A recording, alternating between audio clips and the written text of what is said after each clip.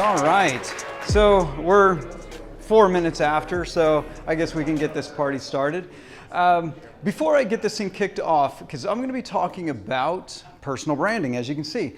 I've got a thesis that I hope to be able to convince you, but I want to know in the room, who in here is already building a personal brand, that you're putting effort into that, okay? A few people, not even half.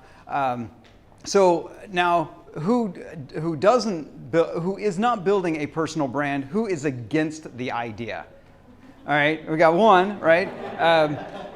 So having a personal brand for an agency is something that we're going to really dive into, and in the process, because I want to have this be a little more interactive, but I will host questions at the end. So we're going to go right into this, and here's my main thesis, the thing we're going to talk about. Most agencies struggle to stand out from their competition. I'm going to give you a shortcut that will position your agency as the unique solution for your client's needs. You don't need to write this down, but make note of this, because we're going to talk about this a little later. We're going to go into why your agency must get personal. It doesn't actually have to be about you, but your agency must get personal. We're going to go into what plan to follow. It's a really simple plan, and you're going to be like, oh my gosh, I already know this, but you're not doing it. So we're going to go into that plan. And then we're going to dive into making a message. We're actually going to make a message, so hopefully you got something to write with, because at the end of this, we're going to make a message that's going to connect you to your target market, okay? I'm Tim Conley. So I've been doing this whole agency game for 2 decades. And I've been helping a lot of people grow. They are stuck in a position where they start hating their agency. They start hating client work after a while. And it's not because it's the agency itself, it's that they're working on broken business models. They are working on incorrect assumptions about how their agency should function. And that's what I work on with my clients, is fixing that so they can continue to grow with a lot less stress. So since I'm talking about personal branding, I'm thinking I should not talk about this guy. So who knows who this is? Right, Gary Vee, right? Gary Vee, I have to talk about him. We actually have to cover him if we're going to talk about personal branding for an agency, because he's the godfather of it. He created the actual roadmap that we should all follow. Sure, we don't have 35 to 50 people in our office creating content for us, but we can still follow the exact same roadmap that he uses. I've been doing it now for 2 years with the agency that I invested in a couple of years ago. And we'll talk about how that's working and what it is actually achieved for that agency. But let's go into what has been able to be accomplished by Gary Vee. So he hosts huge events. He's started an event company. He hosts huge events in industries that he's not in. This one, the picture is taken from real estate agents. He's not in real estate, but he hosted a huge conference for agents. He's the first entrepreneur ever to get a shoe deal. LeBron James has a shoe deal. Gary Vee has a shoe deal. He's a high-paid speaker. He's been a high-paid speaker for a decade now. He is in pro sports. He's popular in pro sports. He's popular in hip-hop. How is this guy able to be popular in such disparate industries? And he wraps it all in his agency. He's got this symbiosis with his personal brand and his agency that allows him to gain greater and greater opportunity. So I don't want you to think about your agency as just, I'm building a personal brand just for my agency. We're building a personal brand for opportunity. You may get that opportunity in your agency, which you will.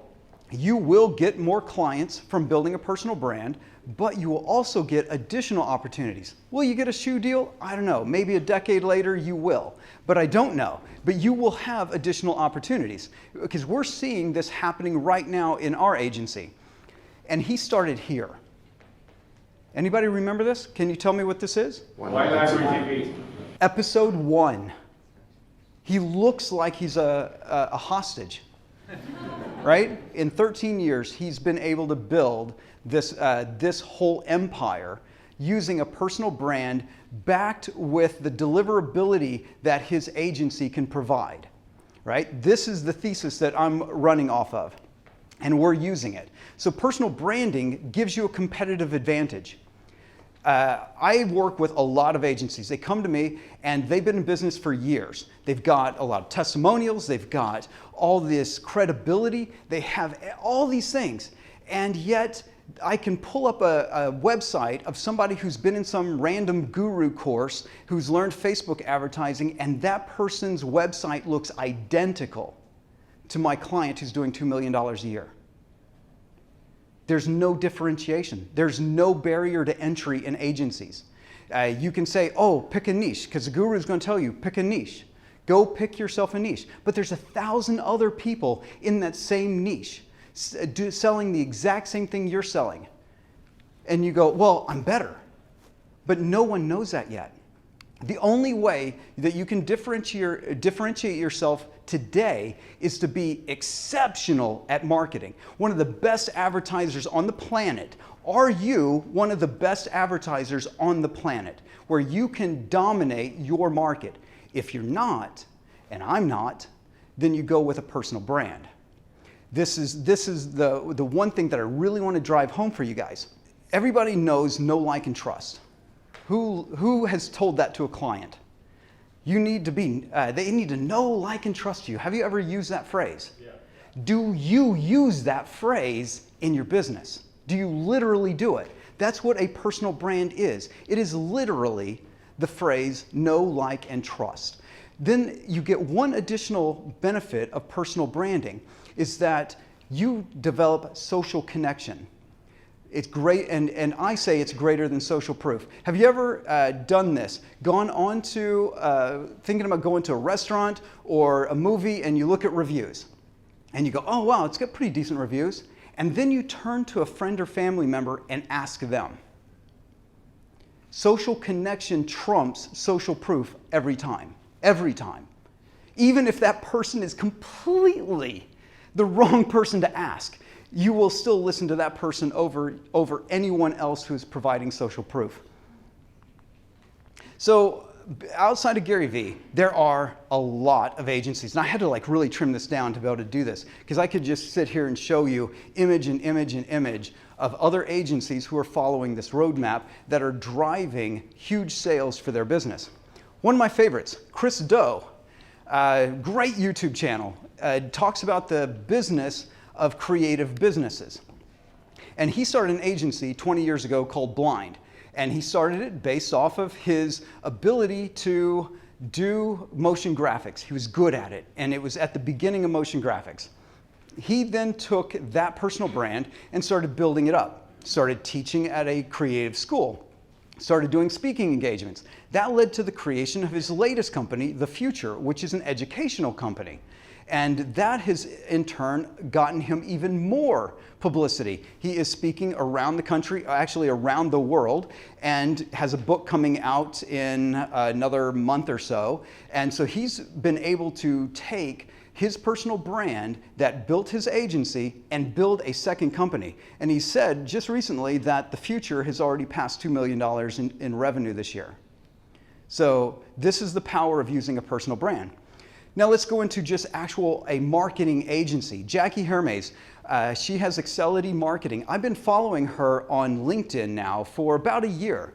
And all I've seen her do is put all her effort into LinkedIn. And she's been putting about, 3 to 4 videos, short videos on LinkedIn for about a year and a half. In that time, her struggling agency grew. It grew rapidly. And she's hiring, she's putting a lot of people into her company because she's getting more and more clients.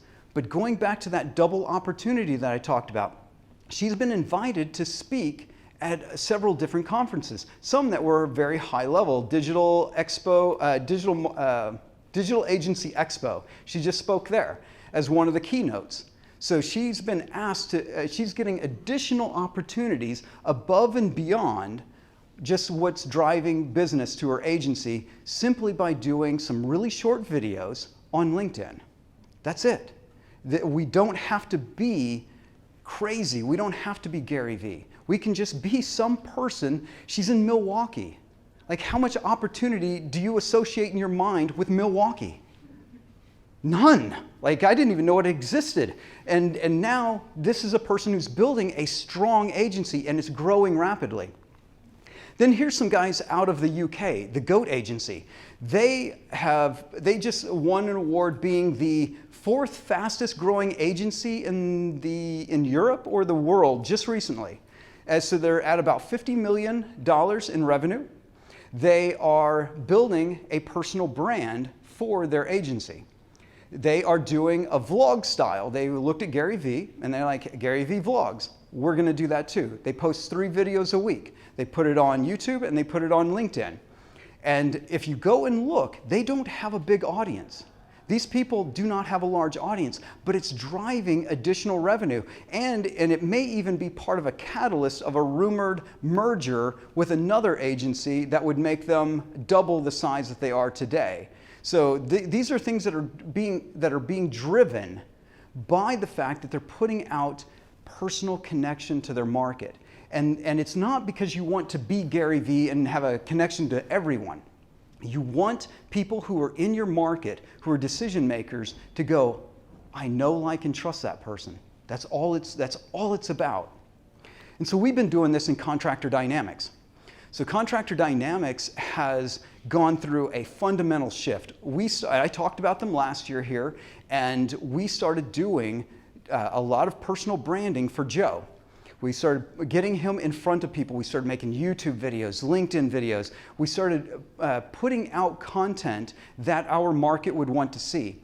And in the growth of that, what we started getting is going from contractors who do maybe $2 or $3 million a year in revenue to companies that are in 50 million, 100 million. We just got a client at $160 million a year in revenue. We just signed into our front-end program just a few weeks ago. That guy contacted Joe. The owner and president of a $160 million a year company reached out to Joe. Who here thinks they can get a meeting with somebody who's doing $100 million a year pretty quickly? We've got a few, right? So because you've already built these certain connections. Joe didn't have any of these connections. He had no connection to these people. These people were watching him and they said, I like this guy. And then they reached out to him.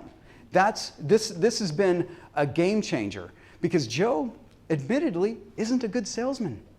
He sucks at selling, hates it even. He doesn't like reaching out and saying, hey, we should get on a conversation.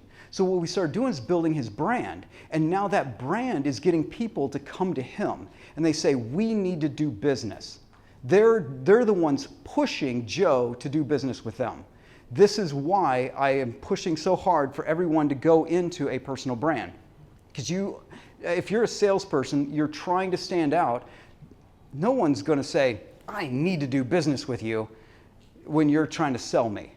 But if they see you and they go, I need you to do business with me, that dynamic is switched. So the plan to follow, it's a simple plan. Most of you have probably already heard this plan. And it's Gary Vee's content model. Any James Schramko fans in here? Super Fast Business? Well, James Schramko created Own the Race Course ages ago, far before Gary Vee was doing this. Gary Vee just won the market mindset. But so Gary Vee's content model. And so I created a short link for you if you want to go download the free PDF that he put out about a year ago on this content model so you can read all the different steps. The only parts that are actually important to us, small agencies, is these 3 things. Document pillar content. You need a piece of pillar content. If you don't want to do video, I didn't want to do video. I've been doing video for about a year now, and I still suck at it. If it wasn't for the power of editing, they would be horrible, right? We need editing. So, but I chose video because it's the highest fidelity. You can create video, you can turn that into audio, you can turn it into an article, you can turn it into memes, you can turn it into quotes, you can turn it into all the different forms of content. Whereas if you do an article, well, you'd have to sit down and write the article, but then read the article if you wanted to turn it into audio. You could also make memes and quotes and such from that. So I chose to go with video, and we chose video for Contractor Dynamics, and a lot of agencies are doing that. They're choosing video because of that high fidelity. If you don't want to do it, if you're better at design, then you can do Carousel Posts. If you're a better writer, then you can write articles. You don't have to do video, but you do need one piece of content at least weekly that is your best stuff. You need that. Then you're going to repurpose it into micro content. Micro content is just a smaller piece of that big piece of content. That's it. That's all it is. So we've got a variety of those things. What I do is I make a YouTube video, and it's usually 12 to 15 minutes long, but LinkedIn has a 10-minute limit. So we cut it down to 10 minutes. Instagram has a 60-second limit. So we cut clips out and make 60-second videos. That's it. There's no magic. This content model is not fancy. It does not take a lot of effort, but the rewards far exceed that. And then you distribute it on social content. This is where Gary is putting most of his effort, is distribution.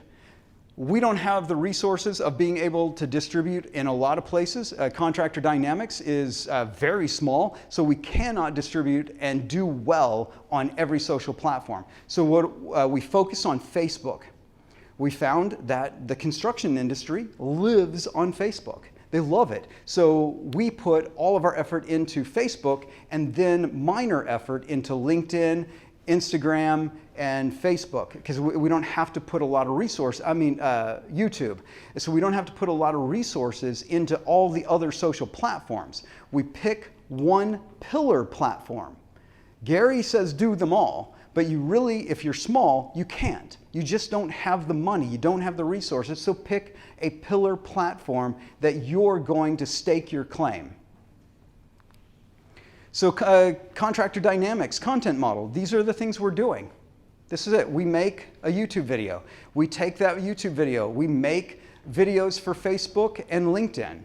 We just shorten them. This is, and then we have short form Instagram videos. All the things I've been talking about. Our biggest thing that you might not do is Facebook groups. We found that the construction industry is inside of Facebook groups far more than anything else. So we put content into other people's Facebook groups. We put a lot more effort into that than we do any of the other things. So it's, the rest of the world doesn't really see it, but our target market sees that content over and over again. I put in-person workshops and speaking engagements because this past year we started doing a lot of them, and it's part of our content model. I'm doing it right here. I've got a camera here and a camera here. This is going to become other content. We do it for our clients. We do a speaking engagement, we do a workshop where we're doing some planning, we record it, and now we've got additional content. Have I said anything new to any of you just now? None. How many of you are doing it though? That's that right. We've got like 2 people raise their hand, right? I had a quick note for you. Yes. Really simple. Something I do is after I do the long form video, I send it to rev.com, I get it transcribed, and I hand that transcription to my writer, and then I have a blog article and the video at the same time. It makes a huge difference. And nice. If you know your keywords and you say your keywords in your video and have them give them to your writer, it goes a really long way. Like we rank #1 for number of keywords with that method. Like nice. It's a 20-minute video over and over and over and over. Fantastic. Yes, a friend of mine, Miles Beckler, he's been trying to get me to do that now for like a year to actually transcribe it. Again, it's a matter of resources. Like, where are you putting all your effort? Like, what we're doing is most of our effort is going into those Facebook groups in our agency. We've given up almost all blogging on our site. I don't know if we've put up a new blog post in maybe 6 months or something, right? Because we're just driving business by getting in front of the people. Like SEO is a game of getting in front of a larger audience and driving that traffic to you. We're going in front of a tiny audience and just creating content specifically for them where they are at. So it is very smart. And if you've got a broader audience, you should definitely be doing SEO. It's smart. I'm not that smart. So the minimum model, because I asked if anyone's even doing this. You've all heard this. I'm not saying anything new. You've all heard it, but no one's doing it. Here's the minimum model. I want you to just do this. Commit to this. One video or an article if you hate video. If you can't get yourself to do video, do one article. But here's something that is really popular and I wanted to share. Anyone know what a carousel post is? Got a few head nods? Okay. Instagram came out several years ago with the ability to swipe to different pictures, right? Well, now what's happening, and it's become very popular and it's driving a lot of followers, is to turn an infographic, that's vertical that you would have on your website and you would scroll downwards, make it horizontal. You're making it horizontal and doing the thumb. You're just using your thumb to slide to the next page. You put it on LinkedIn as a document. Yes, and you put it on LinkedIn as a document. The great thing is, and I said, as you can see in the asterisks, repurpose on Instagram and Facebook because the dimensions are the same. This is the one case where you're making native content for 3 platforms in one go. It's fantastic. And here's an example. So to give you a concrete example, Chris Doe, and I was having a conversation at breakfast. This a guy said that I'm not a great creator. I'm not creative. And I said, can you do this? Can you create something that has some text and a black background? Can you do that? And you just post something that you teach. You've got any kind of lesson. Shorten that lesson and put it into a simple format where people just swipe to the left or right to be able to read your post. It's simple. These are crushing it right now on LinkedIn and Instagram. If your target market's on Instagram, these are dominating. How do we make one? Okay, so Canva is a good way. From an AppSumo deal years ago, got an app called PicMonkey, so I'm embarrassed to actually say it because I can't do Photoshop anymore. I haven't done Photoshop in like 15 years. And so I started using that. I make these by using PicMonkey, but Canva does the same thing. You just make a square dimension, you put a title on each slide and a little bit of text, and you export it as a PDF. That's it. It's not fancy, but they are dominating. If you want a fast way to turn articles, those articles that you're making, that you're transcribing, take those lessons and then put them into something like this, you will gain a lot more followers, a lot more traffic just from doing these. What was that first format? You said was it Facebook first? This is LinkedIn. This right here is off of LinkedIn, but it's the exact same dimensions. It's just a square. So it'll work on Instagram and Facebook. So now now we're in the exercise portion of this talk. So I want to get into how to position yourself because sure, it's nice to talk about, yes, I agree with you, Tim, that personal branding is important. I understand the content model. What do I say? How do I actually connect with people? How do I do that? And so you may not believe it, I'm an introvert. I would rather be up in my room right now behind a laptop and communicating with you. I would. It freaks me out standing here, but I've practiced for a lot of years to be able to do it. It's hard for me. You meet me at the parties and stuff, I'll be the socially awkward dude having a hard time doing a conversation with you. That's me. But so I've learned how to use this and how to find a way to connect with my audience, even though I struggle with it, right? So we're going to get into this exercise. I just heard this recently from A to V. Someone tell me what your agency does. Just what business are you in? Anyone? LinkedIn lead generation. LinkedIn lead generation. So are you a LinkedIn lead generation company, or are you the LinkedIn lead generation company? Right. Most of us are. This is why this talk even exists, is that we're in an era where the internet's eating everything, and everyone can compete with us. People who have no skills, people who have no knowledge can mimic people who do. And a client can't tell until after they've given you money. They don't know. So we need to develop our positioning. And I can't develop your entire message because we only have this 1 hour, but we're going to sit down right now and we're going to create a positioning statement. So a positioning statement, anybody hear of an elevator pitch? Yeah. Anybody read the book Story Brand? Story Brand has, he calls it a one-liner in there. It's just the elevator pitch. Elevator pitch is a positioning statement. All three things, same thing. If you've not read the book, you should read it. It's a great roadmap on being able to develop your message so you can connect with your market. So we're going to start with these three things. We're going to identify a customer's problem. We're going to explain your plan to help them, and then describe a successful ending. That is your positioning statement, okay? Remember the beginning of this? I did a positioning statement. I didn't come out and say, hey, I'm Tim, and we're cool, and I do stuff, right? I didn't do that. I went right into what the position was of this talk.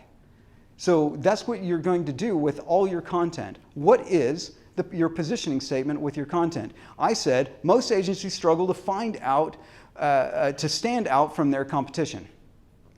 Right? Most of them do. Most of the people who come to me to help me fix their businesses, their business looks identical to every one of their competitors. So one of the first things we have to do is solve this. So my talk, I then gave you a plan. I'm going to give you a shortcut that's going to solve this problem, right?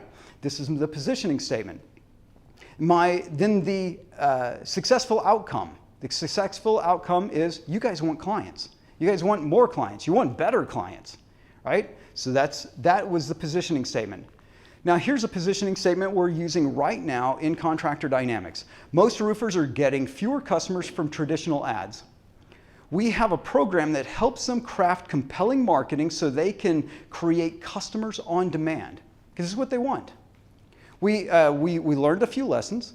Everyone in construction wants leads. We had to get them away from that language. So we wanted to give them what they actually want, which is customers. But we also had to get them to pay attention to us. How are we different? Well, you're suffering because you're getting fewer and fewer leads for all the ad spend that you're putting into traditional media. It's going down. So this is our positioning statement. So now it's your turn. Okay? For the positioning statement, the first line you say, most roofers are struggling. You position the problem that they're having, but I'm wondering, would it be effective to also describe why?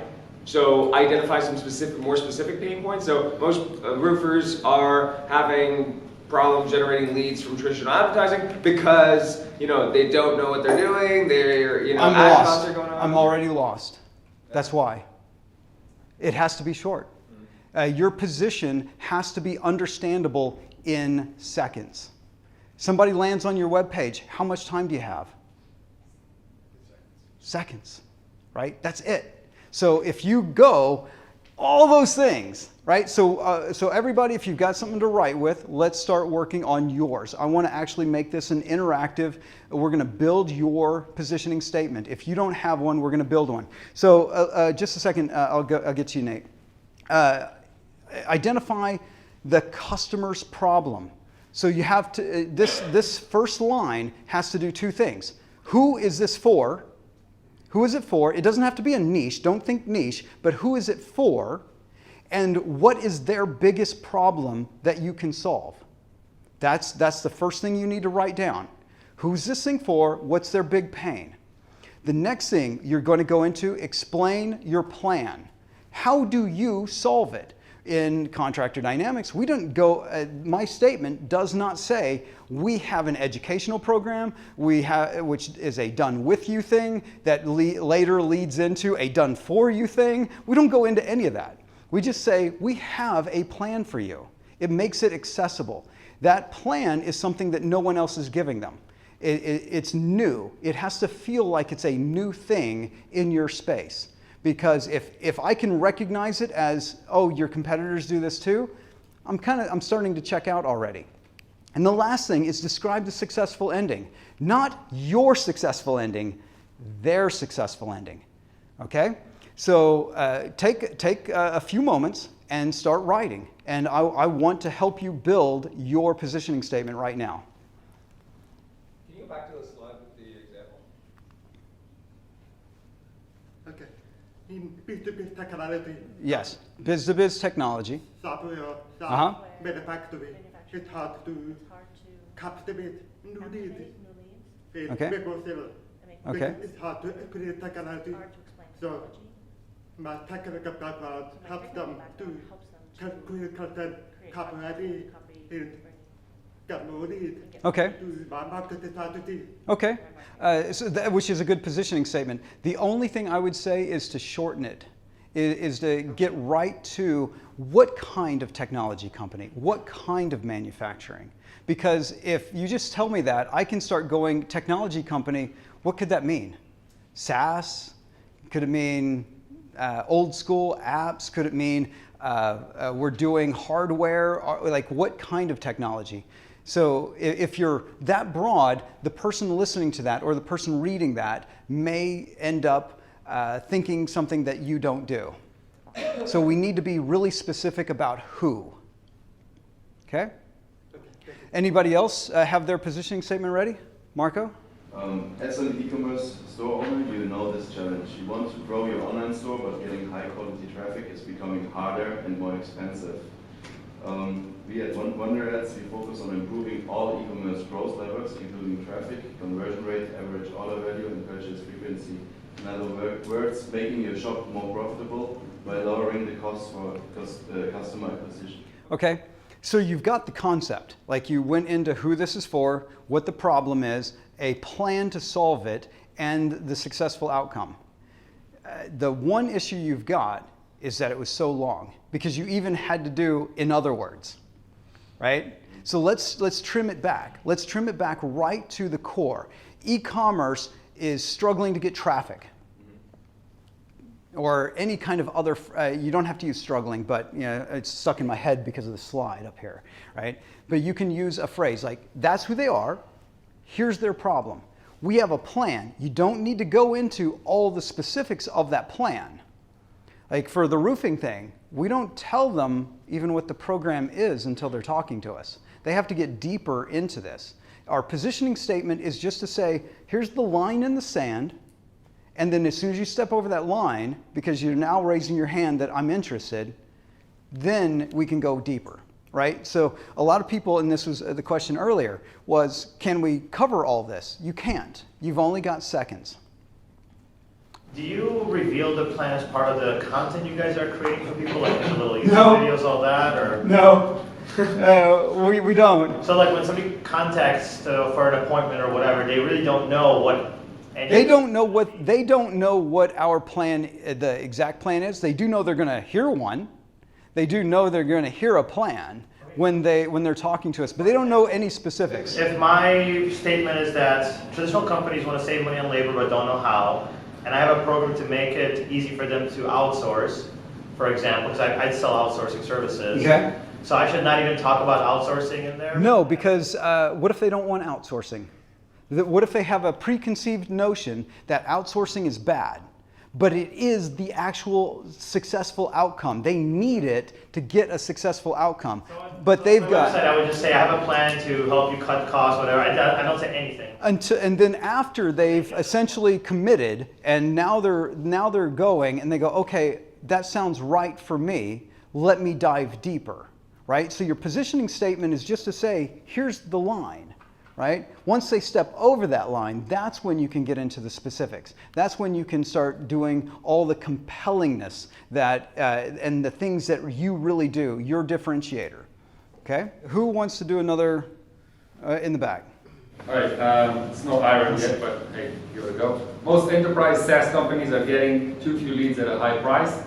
We help them generate relationships with future customers and reduce their cost per acquisition. Okay, let's go with that they're getting, that they are suffering from high price leads, right? So, because you've got a few extra words in there that to lead to that. So let's just jump right to it. This is the problem, right? And then the next part, what was that? Your plan? What was your plan for them? So we help them generate relationships with future customers and reduce their cost per acquisition. Okay, so what is the one thing, that successful outcome that this plan is going to lead to? Can we shorten that just a little bit? Well, they get customers. Okay, so you get customers, and then because your plan, I'm missing a part of your plan. I'm not I'm not getting it. Like I'm not comprehending it. So what we'll do is, instead of just spamming people on LinkedIn, we'll try to create a relationship through natural networking on LinkedIn, and eventually earn the right to say, hey, can we jump on a call? Okay, so then you would say, we have a plan to build a relationship with your ideal target client or target customer, right? That would be the going with a plan. Because if you if you start talking about a lot of those details, you start expanding upon it, what is happening is my brain now has to process all that. I have to do math in my head. That's why I was like, I'm not quite getting the point here. How does that lead to customers, right? We have a plan to build a relationship with what future client? Because what you're doing is building a relationship. You're not spamming, right? So we're not going to bring up spamming. We're not going to bring up all that. We're just going to bring up we have a plan that does this, okay? Then it gives me a successful outcome. What is that successful outcome that your market actually cares about, right? And so that's your plan, and then your outcome. Most people here, it's probably going to be customers, right? Or it's going to be growth, or it's going to be something like that. Okay. Let's do one more, and then I just want to open up for Q&A. Okay, right here. Sophie? Sophie, Yeah. So who is going to be small, medium businesses and marketing agency or even independent writers? And my message is what to write next to become the most trusted resource for your target group of audience. Okay. So essentially I want to sell them a tool that will let them, that will do all the research and planning and recommendation and even like scheduling and coordinating the effort to publish their articles, to let them become the most trusted resource to their target audience. Okay. So again, we'll say this over and over again, shorten, right? So you said small, medium businesses, like, okay, that's 99% of all businesses. So I can't connect with that. Like your market can't connect with that, because you're like, oh, and then market agencies, marketers, and like all of a sudden we've got too many people. Who do you start? And you don't have, like I said, it doesn't have to be a niche, but what type of small business needs this kind of service? Like what one gets the best use out of having the right kind of content being scheduled, right? Like, let's go with those people first. Later, you can expand as you get bigger, but when you're a small company, you have to be pretty specific because you just don't have the budget and the awareness yet to be able to grab small, medium businesses, right? So let's pick a category. Maybe they're a psychographic. It doesn't have to be. It doesn't have to be a niche like, oh, they're plumbers or something like that. It could be that it's for marketing agencies. They are struggling to generate this content on a regular basis. We have a tool that will do this for them, right? Figure out who that is for you, because you have, and go right into, we have a tool that will do this successful outcome. Don't tell them all the pieces of the successful outcome, because then it becomes a paragraph, right? Okay? So, questions? Yeah, I have a question. I'm trying to understand. Do you need to even mention your target audience? Yes. Okay. So you may be if it's on your website, you might be mentioning your target audience in the way you design your site, right? The site, it visually might be the thing that is mentioning who your target is. If we're just having a conversation, you and I, and you tell me, and I ask, so what do you do?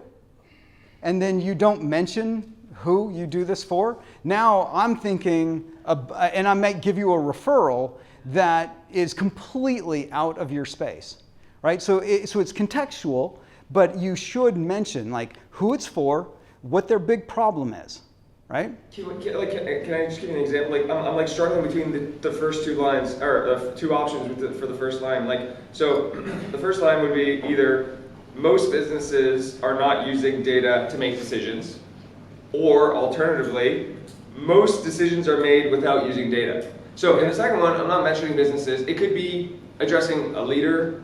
It could be somebody in a leadership position. It could be a business. It could be a person. Yeah. And I'm wondering which one would be more effective. The one that people can identify with. Okay. Do Right. people identify with like most businesses, and they No. or do you think Nope. people are They- most decisions? So most businesses, way too vague. It's even more vague than small, medium businesses, right? Because it's businesses, right? It's way too vague. So what kind of business? So it could be you're doing presentations for leaders, right? So these managers are going to do a presentation, and you're creating these things, right? So you would say, I do this for leaders. Right? We can go right into that. Business leaders. And so what are they struggling with? They're struggling with creating a compelling presentation in a short amount of time.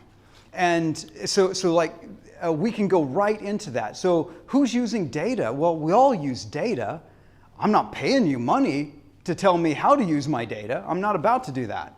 Who would pay you money to know more about their data? Right?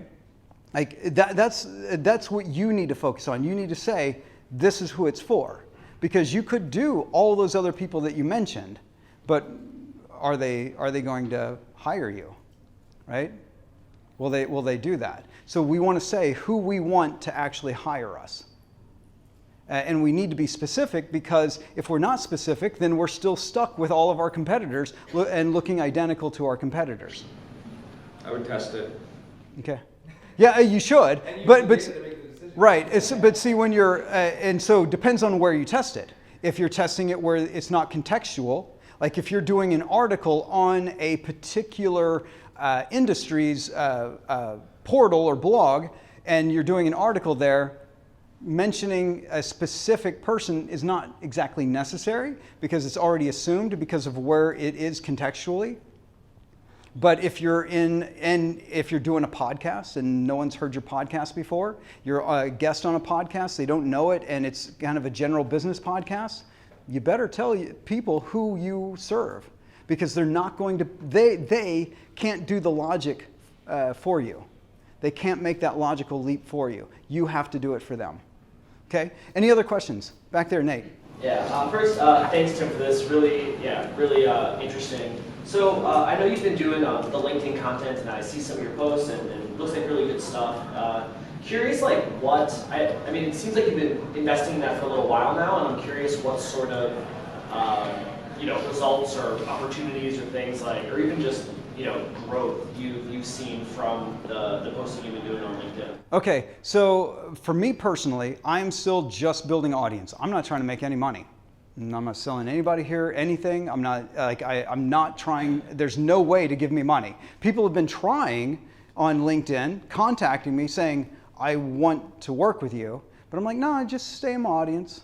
right? I'm just audience building right now. But over at Contractor Dynamics, we're making money, right? So we're actually using it to drive inquiries. But I guess I mean from the audience building perspective then on LinkedIn, like, you know, what kind of, you know, growth have you seen? I mean, I guess like how long have you been doing? I have not put, okay, so my model is YouTube first. I made a commitment to myself a year ago, when, like right before coming here a year ago, and I was going to figure out that YouTube game. And that was the biggest mistake I made. YouTube is crazy hard. The same amount of effort on LinkedIn would have had far greater growth because I put very little effort into LinkedIn. It's my secondary platform. My pillar platform is YouTube. Secondary platform is LinkedIn. And I've gotten far greater growth on LinkedIn than I did on YouTube. And I'm not trying. So I can't really answer. I don't think I'm able to answer the question that you're really asking. But if you're talking about how to actually turn that audience, LinkedIn audience, into money, into actual sales inquiries and things like that, this is where we're doing with Contractor Dynamics is we're taking leads and we're actually doing some connections and outreach. You know, if anyone's used Sales Navigator or anything like that, you can actually do a simple connection and outreach because we're only going after people who are in our audience on LinkedIn. And it's... I can share some insights from LinkedIn content. So occasionally, I mean, you really need to post regularly. There's ways to game the system there and to get lots of views. Occasionally, you get somebody coming through. But the main thing on LinkedIn, about 60 or 70% of LinkedIn profiles are zombie profiles. So somebody did them for their career and then they ditched them because they got a job. And it's like a website that nobody's updating. And once you have, you keep posting content and somebody comes and visits your content and they see that you're active and they see that you're walking your talk, the call is totally different. You're getting email messages, or say, can you book a call with you? So that's the key thing, just showing people that you're active. So I mean, is the content then more for just like credibility, or? So definitely credibility. I've posted about that morning. I sent 2,000 leads to a client of mine, and then somebody went into my contact details, booked a 15-minute call, and you know, so that type of thing. So I'm also just more curious. So I thought that I heard or know some people that it seems have like got a lot of you know, audience growth, whatever their you know, target audience on LinkedIn from posting, from, you know, regular posting. And I'm just curious. Okay, so the example that I used of Jackie Hermes of Excelity Marketing. So she's putting short videos. They're almost all about culture. The culture of her company. It's not like, hey, we do this thing in our marketing. Because that stuff gets old really fast because it feels salesy when you're talking about what you actually do. But if you talk about the culture of your company, the GOAT agency, all their videos are all, here's our interaction as human beings inside this company. And that is compelling to other human beings. We are desperately in need of connection. We're the most connected we've ever been in all of human history, yet we're the loneliest we've ever been. So if you focus more on content that is designed to connect with a person on a human level, you're going to get a far greater audience. Right now with LinkedIn, it's one of the easiest platforms because it's going through a renaissance. I can't remember how many tens of millions, hundreds of millions of... 660. Wow. Yeah. 660. Yeah, so 660 million users. And there's about 2 or 3 million people making content regularly. Less, right. So the opportunity to connect with decision makers on LinkedIn is right now one of the hottest properties. And the best way of doing that is not to sit there and hammer people with, I do this, but talk about what's important to you, the why. Why do you even exist? Why are you there? And they will connect with that. Last question. I had a quick note, like a real quick hack on LinkedIn. Something we do is we post that content, we post the videos, And then when people like it, we reach out to them through the app and we leave a voice message. Oh, nice. Yeah, I've seen some people doing that. It's a huge difference. A lot of people will get back to us. Doing things that won't scale. Exactly. LinkedIn and voice messaging in the messenger. Yes, using voicemail, it makes a huge difference. Yep. I have a buddy of mine gets seven meetings a day now doing that.